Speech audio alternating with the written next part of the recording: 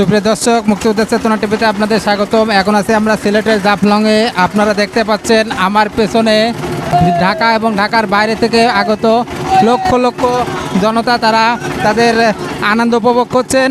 এই সিলেটের জাফলংয়ের যে অপরূপ সৌন্দর্য, সেই সৌন্দর্যকে লুপে নেওয়ার জন্য তারা ছুটে চলেছেন। বিভিন্ন ডিস্ট্রিক্ট থেকে এই সিলেটের জাফলংয়ে আসছেন, আপনারা দেখতে পাচ্ছেন। তো এখন আমরা যাচ্ছি এখান থেকে সিলেটের জাফলং থেকে খাসিয়াপল্লী, সেখানে থেকে আপনাকে মুক্তিযুদ্ধ চেতনা টিভির মাধ্যমে দেখাবো। আপনারা দেখতে পাচ্ছেন আমাদের পাশে এই যে বিভিন্ন উৎসুক জনতা, তারা তাদের ভ্রমণ পিপাসু তারা তাদের যে ভ্রমণের যে আনন্দটা তারা উপভোগ করছে। আপনারা দেখতে পাচ্ছেন দর্শক, আপনারা দেখতেছেন কি পরিমাণে উচ্ছ্বাস তাদের ভেতরে।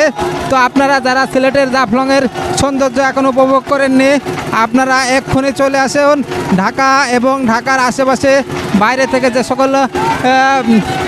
সকল লোকজন আপনারা এখনও সিলেটের জাফলংয়ে কখনো আসেন নাই, তারা আপনারা অবশ্যই সিলেটের জাফলংয়ে আসার চেষ্টা করবেন। তো দর্শক, আপনারা দেখতেছেন আমরা যাচ্ছি একটা স্টিমারে।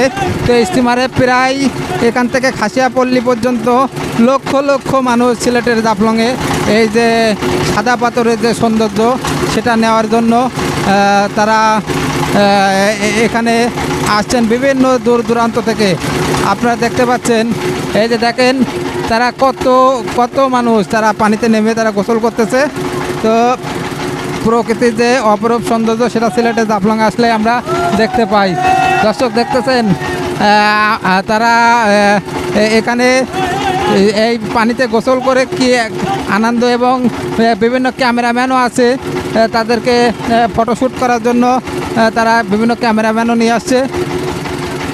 তো দর্শক, সিলেটের জাফলংয়ের থেকে আপনাদেরকে এতক্ষণ দেখাচ্ছিলাম যে সিলেটের জাফলংয়ের যে অপরূপ সৌন্দর্য সেটাকে আপনাদেরকে দেখানোর চেষ্টা করছিলাম।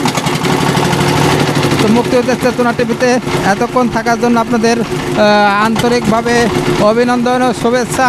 এবং মুক্তিযুদ্ধের চেতনা টিভির ফেসবুক পেজ এবং ইউটিউব চ্যানেলটা আপনারা অবশ্যই ফলো করবেন এবং সাথে থাকবেন।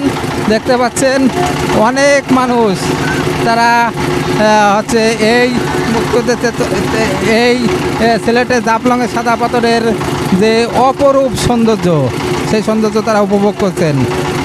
তো ভ্রমণ মানুষের মনকে অনেক সুন্দর এবং উৎফুল্লিত করে তোলে।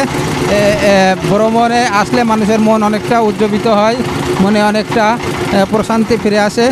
সেই প্রশান্তি ফিরে আনার জন্য মূলত বাংলাদেশের বিভিন্ন প্রান্ত থেকে তারা এই সিলেটের জাফলংয়ে আসে। তো আমরা প্রায় সিলেটের খাসিয়াপল্লীতে পৌঁছানোর মতো হয়ে গেছি। দর্শক, আপনাদেরকে খাসিয়াপল্লী থেকে আবারও লাইভে নিয়ে আসবো। ধন্যবাদ সবাইকে এতক্ষণ মুক্তিযুদ্ধ চেতনা টিভির সাথে থাকার জন্য।